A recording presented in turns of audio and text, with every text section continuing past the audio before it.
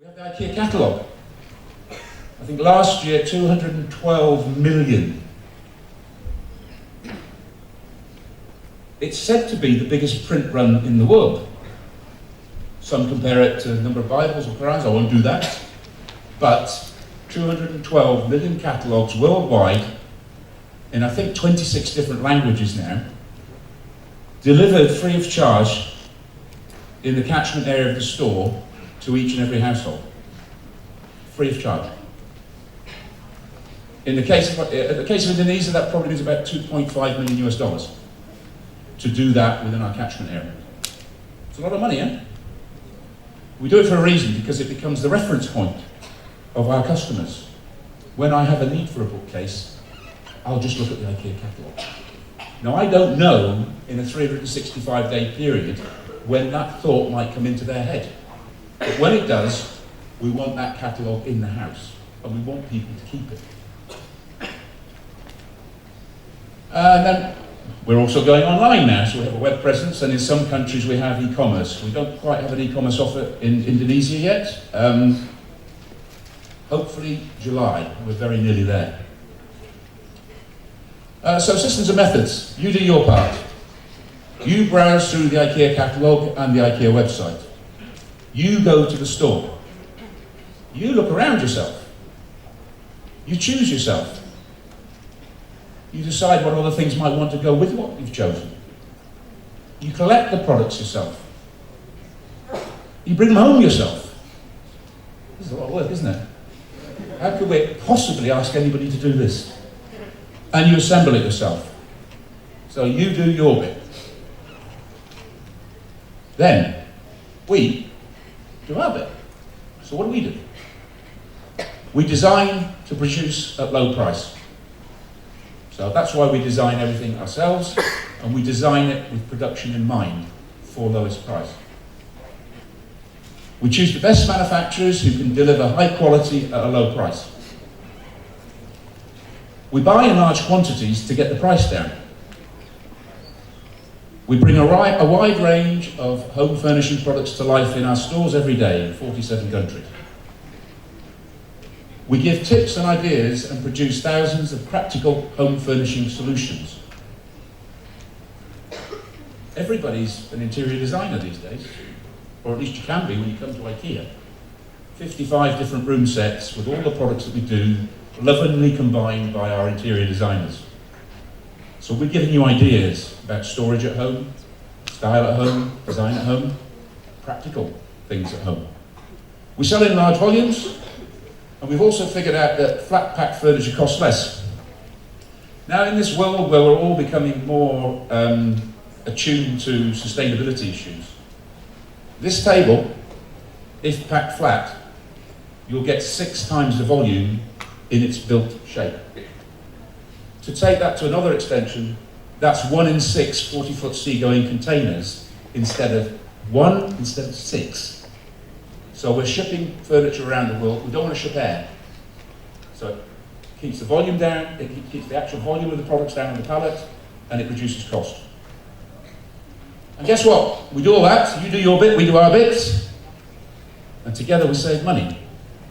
But it is an integral part of the IKEA concept that the customers go through the process. So that's what makes us different, and that's what's making us successful around the world. Briefly about the IKEA symbols, it's blue and it's yellow. Any idea why it might be blue and yellow? Any idea? Swedish? Any ideas why it might be blue and yellow? It's the colours of the Swedish flag. It's a blue rectangle with a gold cross on it. So, we're a bit Swedish, yeah? But more importantly, anybody who's been to an IKEA or knows an IKEA, when you pass a big blue box, as we refer to it, with flashes of yellow on it, it is instantaneously recognised as an IKEA store. It cannot be anything else. So the actual shape and colours we're very careful with, because that is the visual cue for our customers. We have a navigation tower on the right-hand side of that big tall pole. That's so customers can see it from a distance when they're driving towards us. We don't want them to get lost. We're always on a main road with with easy access and easy visibility. You see the yellow here is used to emphasise where the customer should enter the building on the front.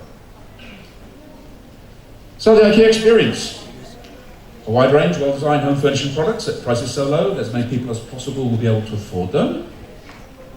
So it's about low price, it's about low cost. But low price doesn't mean poor quality. We're not going to give up on quality. You can have good design at low price, at low cost. We have something in IKEA called democratic design.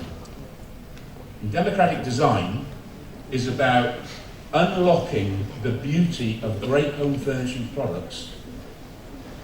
It's easy to design a product if you have a limitless budget. It's not so easy to design a beautiful product if you want to keep the price low. So what does IKEA do? We have form. Every IKEA product must five fundamentals of democratic design. Form. It's got to look good. Do you like that jug, that red jug? That's a unique IKEA design.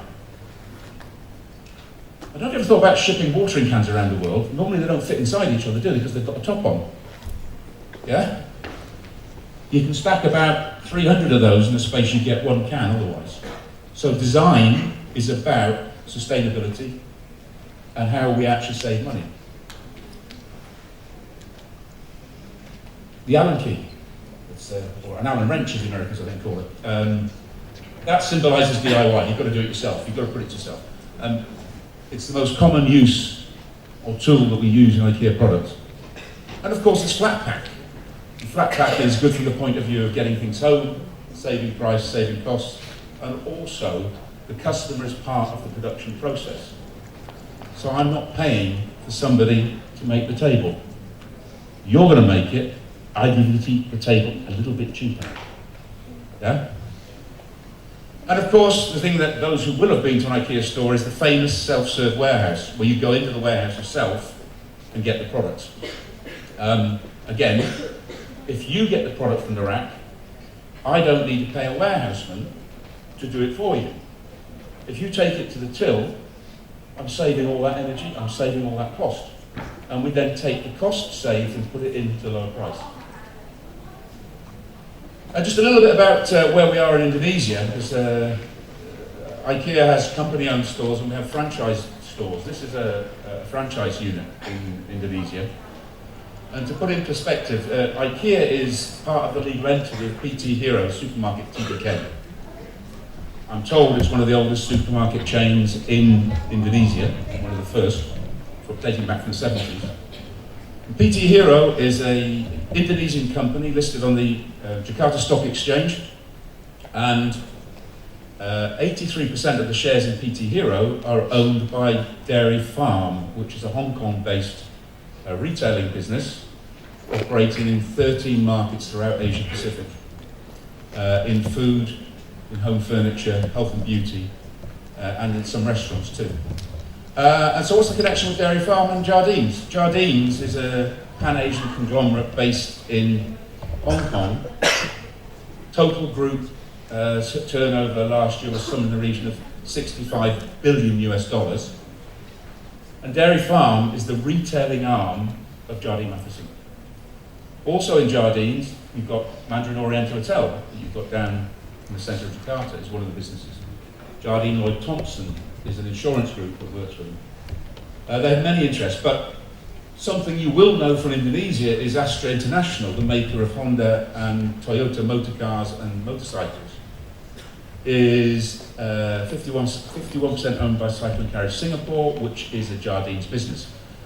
For those of you who don't know, Astra International is the largest business in Indonesia, employing about 220,000 Indonesians, and it represents 5% GDP of the entire country. So I'm very happy to have a close cousin who can help me when I have things to do in Indonesia that I don't know how to do, or they can help me. So we're a strong family, but it's a franchise operator. and we're part of this setup. Now, coming on to CSR, that's what we're here to talk about. CSR the IKEA way. We've got a number of challenges in this country, and while it is a very mineral-rich, wealth-rich society, there is great disparity. 60 million Indonesians don't have access to a toilet. And here we are in 2016. How can that be? Well, that's a fact. And water and sanitation, and access to water and sanitation, is a huge issue. And it's not just an issue in East Timor. It's not just an issue on the outlying islands. It's an issue, I guarantee, within 500 metres of where I'm standing. People struggle for water and sanitation, even in areas we don't expect it. So, we create a better everyday life for the many people. We've got that bit. We do it by offering a wide range of well-designed, functional home furnishing products at prices so low that as many people as possible will be able to afford them. But we also have commitments to sustainability. IKEA Global is leading the way on sustainability issues in the modern world. So what are our issues? People and Planet Positive is what we call that within IKEA. It's about making sure we use the resources of the planet wisely. Because soon, very soon, we will be running out of them if we're not careful. So we see three change drivers in terms of sustainability. A more sustainable life at home. If you use LED light bulbs, they use a fraction of the electricity of an incandescent light bulb. IKEA Indonesia was the first store in the IKEA world, actually, to open only selling LED light bulbs. Why? Because people are Planet Positive. You can't say one thing and do another, because you'll get caught out. So if you say it, do it. So more sustainable life at home in everything we do. How can we be more efficient with water in taps? How can we be more efficient with the electricity in appliances? And how can we save electrical power? We want to be resource and energy independent as a total IKEA. The goal is by 2020, IKEA will generate more electricity than is used in our entire network, retail stores, offices, and manufacturing plants. 2020, and we're on track. So we want to be resource and energy independent. And we also say we need a better life for people and communities. That's also part of sustainability. It's not just about saving water, it's not just about saving electricity. Sustainability is the sustainability for people within their environment and a better life for people and community. And there I would say one of the things that probably separates us from other retailers is we are very careful when it comes to, say, child labour in the supply chain. We cannot have that. And we have rigorous stages in place for every supply line to make sure that we are ethically sourcing our products. So our belief. We have our commercial objectives. Of course, my boss wants me to make a turnover and a profit. That's not unusual. But we see community need. Do they go together? The profit and sales and what people need go together? Not always.